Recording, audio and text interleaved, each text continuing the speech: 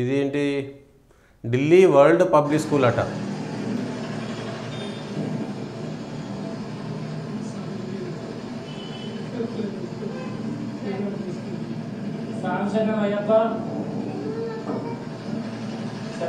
ఏం చేయలేదు, నువ్వేం చేయలేదు. ఏం కాలేదు, ఏం కాలేదు. ఓకే, పంపించదు. Hello, yes ma'am.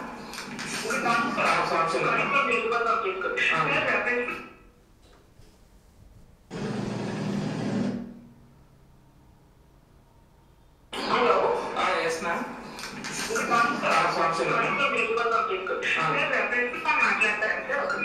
చెప్పండి. సాంక్షన్ అన్నా? మార్నింగ్ చెప్తే కూడా మళ్ళీ మీరు పంపిస్తే ఏం చేయాలి? ఏమైంది మ్యామ్? నేను లెటర్ ఇచ్చాను కదా మీకు.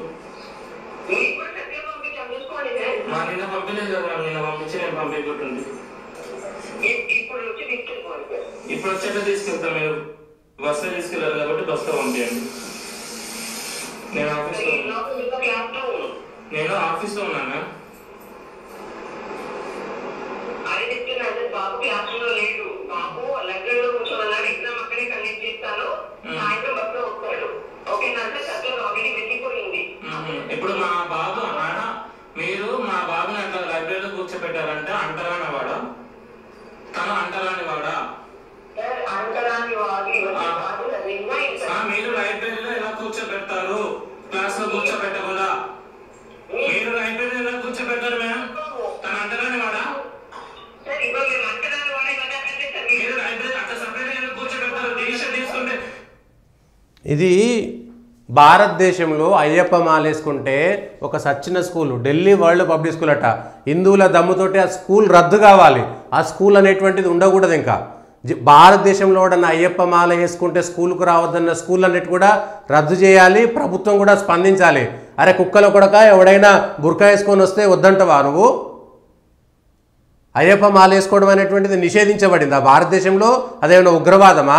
అదేమైనా నక్సలిజమా? ఎస్, బరాబర్ వేసుకొస్తారు. ఇగో ఇది ఈ దేశంలో విద్య పేరు మీద జరుగుతున్నటువంటి దాడులు. అంటే చిన్నగా పిల్లల మీద అయ్యప్ప మాల వేసుకుంటే అంటే ఎవడు హిందువులుగా ఉండవద్దు, బొట్టు పెట్టుకోవద్దు. వాడు నీకేం నొప్పిరా భయ్ అయ్యప్ప మాల వేసుకుంటే? అయ్యప్ప మాల రోజు 365 రోజులు వేసుకొని రారు కదా, 365 రోజులు వేసుకొని రారు కదా. హిందువుల శక్తి ఏంటో చూపెట్టాలి. ఆ స్కూల్ను రద్దు చేయాలి. ఆ కుక్కల కొడుకులు మళ్ళీసారి స్కూల్ పెట్టడానికి కూడా భయపడాలి. ఎవడైతే ఆ ఢిల్లీ వరల్డ్ పబ్లిక్ స్కూల్ ఉందో, ఎస్ నీకు నేను ముందే చెప్పినామండి, ఏ పాఠశాల అయినా సరే, భారతదేశంలో ఉన్న ఏ పాఠశాల అయినా సరే బొట్టు పెట్టుకొని రావద్దు, గాజులు వేసుకొని రావద్దు, పూలు పెట్టుకొని రావద్దు, పట్టీలు వేసుకోవద్దు, మైదాకు పెట్టుకోవద్దు. ఇష్టానుసారంగా ఏది పడితే అది తయారు చేస్తున్నారు. ఇగో ఇది చిన్నపిల్లల మనస్తత్వం ఉన్నప్పుడే వీళ్ళను భారతదేశంలో హిందుత్వం మీద జరుగుతున్నటువంటి కుట్ర, హిందువులుగా బతకకుండా చేస్తున్నటువంటి కుట్ర, సోకాల్డ్ సెక్యులరిజం. నిన్న మొన్న సుప్రీంకోర్టు చెప్పింది కదా, సెక్యులరిజం అనేటువంటి దరిద్రమైనటువంటి భావన హిందువుల మీద మాత్రమే దాడి జరుగుతున్నటువంటి విషయాన్ని గుర్తు చేసుకోవాలి. చిన్నపిల్లల మనసుల పైన ఏమనంటే హిందువులే అంత బై బర్త్ నిజంగా హిందువులందరూ కూడా సెక్యులర్గా ఉంటారు. సహజంగా అందరితోటి ఎందుకులేమన్న గొడవ, అందరూ సమానమైనటువంటి భావన కలిగి ఉన్నటువంటి ఏకైక సంస్కృతి సాంప్రదాయం హైందత్వం మాత్రమే. మిగిలినోడు ఎవ్వడు కాదు. ఎస్, పక్క రాసిస్తా, ఏ మతమోడు కూడా అందరూ సమానం అనుకోడు, నాది మాత్రమే గొప్ప అనుకుంటాడు. అట్లాంటిది స్కూల్, ఈ ఢిల్లీ వరల్డ్ పబ్లిక్ స్కూల్. వాడికి 1,00,000 ఉత్తరాలు పోవాలి, వాడి స్కూల్ బంద్ కావాలి, వాడి స్కూల్ బంద్ కావాలి పూర్తిగా. ఏ స్కూల్ అయినా సరే భారతదేశంలో, తెలంగాణలో ఎక్కడైనా సరే ఇంత దారుణంగా వ్యవహారం చేస్తున్నారు. ఇది మెజారిటీ హిందువులు ఉన్నటువంటి భారతదేశంలో హైదరాబాద్లో ఎక్కడనో కొంపల్లిలో తలగబడ్డదట ఈ school. Delhi world public school అట. మళ్ళా ఎవరికి కావాలి భయ్? ఇగో భారతదేశంలో ఉన్నటువంటి విలువలన్నిటినీ చంపేసి అష్టదరిద్రమైనటువంటి భావాలను నేర్పుతున్నటువంటి ఈ దరిద్రపు కొట్టు పాఠశాలలను మూసివేయాల్సిందే. ఆ పాఠశాల మీద చర్యలు తీసుకోవాలి. హిందువుల చైతన్యం, హిందువుల ఐక్యత ఏంటో చూపెట్టి రేపొద్దున స్కూల్ మొత్తం భయపడాలి. ఆ స్కూలే కాదు, రేపొద్దుగాలు ఇంకొక స్కూల్ కూడా ఎవడైనా సరే ఇవాళ 1,00,000 మంది అయ్యప్పలు పోయి ఆ ఢిల్లీ వరల్డ్ పబ్లిక్ స్కూల్ దగ్గర ధర్నా చేయాలి. 1,00,000 మంది అయ్యప్పలు పోయి అక్కడ ధర్నా చేయాలి. ఇవాళ నిన్న ఎక్కడనో యాదగిరిగుట్టలు పోయి 10,000 మంది ధర్నా ఏంది యాదగిరిగుట్టల ప్రదక్షిణ చేసిరు కదా.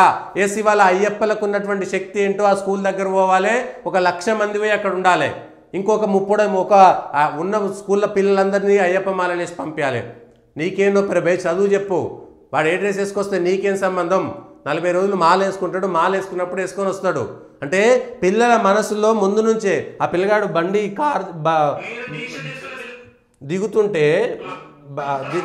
దిగుతుంటే నేను ఏం తప్పు చేసినా నన్ను ఇంటికి పంపించురు అని అడిగిండు. అంటే మనసు మీద ఎంత ప్రభావం పడింది. ఇదే స్కూల్లో రేపు పొద్దుగాల శాంతా క్లాజులు వేసుకొని డిసెంబర్ 25 సెలబ్రేట్ చేస్తారా చేయరా? అంటే హిందువులందరి చేత కూడా అవన్నీ నేర్పిస్తారు. ఇంత దారుణంగా కుట్ర జరుగుతున్నది ఈ దేశంలో. ఈ విషయాలను కూడా మనం అర్థం చేసుకోవాలి, ప్రజలు అర్థం చేసుకోవాలి, పిల్లల తల్లిదండ్రులు అర్థం చేసుకోవాలి, పిల్లలకు మనం ఏం నేర్పిస్తున్నాం అర్థం చేసుకోవాలి. వాడు కాకపోతే వాడిని జేజమ్మ స్కూల్ ఉంటుంది, ఆ స్కూల్ మూతపడాలి. ఇవాళ అట్లాంటి స్కూల్ ఏవైనా మూతపడాలి. ఇవాళ ఏది కేరళ నుంచి వచ్చేటువంటి వాళ్ళు లేకపోతే మిషనరీ స్కూళ్ళు చాలా బాగా చదువు చెప్తాయని మన అష్టదరిద్రమైనటువంటి విలువలు లేనటువంటి పాఠశాలకు పంపించొద్దు. ఎవడు కూడా పనికిరాని పాఠశాలకు ఆ మిషనరీ స్కూళ్ళకు పంపించకండి. అసలు మిషనరీ స్కూళ్ళకు పంపించాల్సినటువంటి అవసరమే లేదు, పిల్లల్ని చేర్పించాల్సినటువంటి అవసరమే లేదు. హిందుత్వం నాశనం అయితే దేశం నాశనం అవుతుంది, విలువలు నాశనం అవుతాయి, సంస్కృతి నాశనం అవుతుంది. దయచేసి తల్లిదండ్రులారా ఆలోచన చేయండి. లక్షల రూపాయల ఫీజులు కట్టి వాడోడో చెప్పినటువంటి విధానం మనం ఎందుకు పెట్టుకోవాలి? ప్రభుత్వం కూడా చర్య తీసుకోవాలి. చిన్న మనసు పైన జరిగినటువంటి దాడిని తీవ్రంగా ఆక్షేపించాలి. ఇవాళ హిందూ సంఘాలు హిందువులందరూ కూడా ఆ స్కూలు మూతపడాలి. మళ్ళీ జీవితంలో తెరవద్దు. ఎవడైతే మాట్లాడినా కుక్కల కొడుకలకు శిక్షణ అనుభవించాల్సిందే. ఖచ్చితంగా హిందువులకు ఏ రూపంలో అయినా సరే ఈ థ్రెట్ను మనం ఒకసారి గమనించాల్సిందే. ఇవే వార్తలు, ఇవే నిజాలు, ఇట్లాంటివే. భవిష్యత్తు లేకపోతే దేశాలు మళ్ళా విడిపోయే పరిస్థితి వస్తుంది. ఈ దేశం మీద దాడులు జరిగేటువంటి పరిస్థితి వస్తుంది. ఈ దేశంలో అంతర్గతంగా నిన్న బంగ్లాదేశ్లో జరిగింది వస్తుంది. ఎస్, ప్రపంచంలో భారతదేశం తప్ప ఇంకెక్కడ లేదు. ఏ దేశం కూడా ఇవాళ మైనారిటీ హిందువులకి ఎక్కడ కూడా లేదు.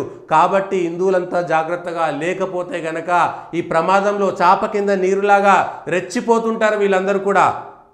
ఇవాళ ప్రభుత్వాలు ఓట్ల రాజకీయాల కోసం రాజకీయ నాయకులు, రాజకీయ పక్షాలు ఎక్కడ కూడా ఇవి చేయట్లేదు. ఇది సెక్యులర్ భావన. అందుకనే ఈ దాంట్లోకి వెళ్ళి సెక్యులర్ అనేటువంటి తీసేయాలి.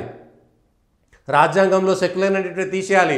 100కు 200 సార్లు పిటిషన్లు వేయాలి సుప్రీంకోర్టులో. ఇవాళ ప్రభుత్వాలు కూడా సెక్యులర్ అనేటువంటిది ఆ పీఠిక నుంచి తొలగించేయాలి, సెక్యులర్ అనేటువంటి తీసేయాలి, పక్కా తీసేయాలి. లేకపోతే భారతదేశం డేంజర్లో ఉండబోతుంది. ఈ స్కూల్ అంటే ఆ స్కూల్లో వాడెవడో ప్రిన్సిపాలు జవహరి రెడ్డి అట. రెడ్డి అని ఎందుకు పెట్టుకున్నాం? మళ్ళా ఇంత దారుణమైనటువంటి వ్యవహారం. అంటే ఇట్లాంటివి చేసి పిల్లల్ని మిషనరీ స్కూళ్ళకు అసలు పంపించకండి. హిందువుల యొక్క ఆచార వ్యవహారాలను పాటించేటువంటి పాఠశాలకి పంపేయండి, ప్రభుత్వ పాఠశాలకే పంపించుకుందాము. ఇట్లాంటి స్కూళ్ళల్లో పిల్లలని చేర్పించి మనం తప్పు చేస్తున్నాం. లక్షల రూపాయలు, 1000 రూపాయల ఫీజులు పంపిస్తున్నాం. ఎస్, బరాబర్ అడుగుతుంటాం, ఖచ్చితంగా అడుగుతుంటాం. అయ్యప్ప మాల వేసుకుంటే నీకేం నొప్పిరా భయ్, నీ బడికేం నొప్పిరా భయ్, ఖచ్చితంగా వేసుకొని పంపిస్తాం. మేము ముందుగానే చెప్పినాం, ఏ రిలీజియస్ను అట్లయితే నువ్వు వేరే ఏ రిలీజియన్ పండగలను కూడా చేయొద్దు. మరి దీనిపైన జరగాల్సింది ఇదొకటి దరిద్రం. అయితే government school ZPHS Narayanpur, Yellareddypet మండలము, రాజన్న సిరిసిల్ల అనేటువంటి ఊర్లో వీడోడో గవర్నమెంట్ స్కూల్ టీచరు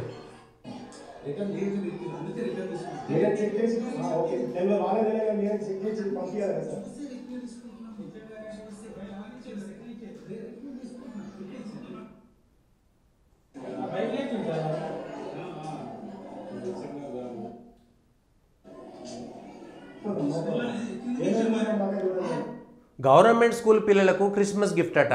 ఎవడు ఏమన్నారు రబే క్రిస్మస్ గిఫ్ట్? నీ ఇంట్లో చేసుకో క్రిస్మస్.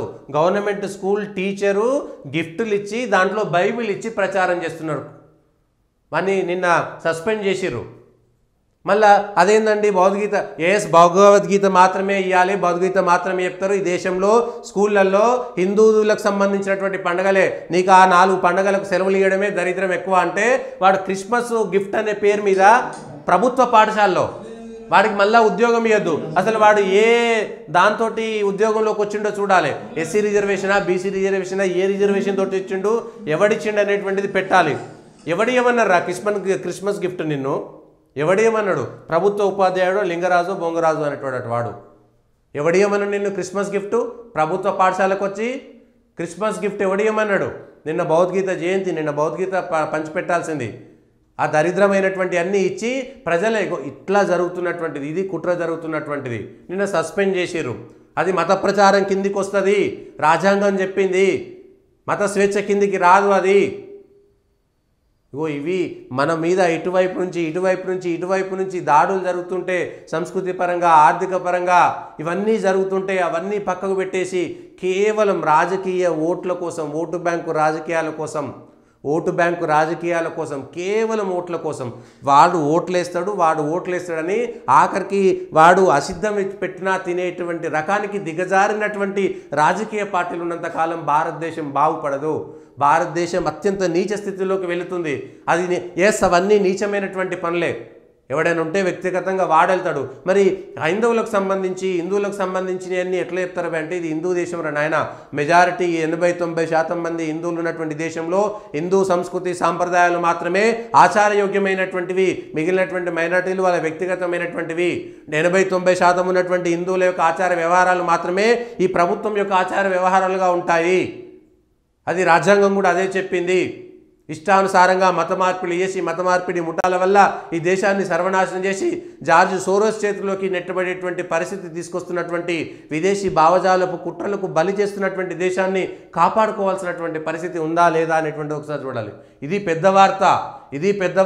ఇవి రావాల్సినవి. ఈ దేశం మీద జరుగుతున్నటువంటి దాడులు ఇంతకంటే దారుణం ఇంకేముండదు.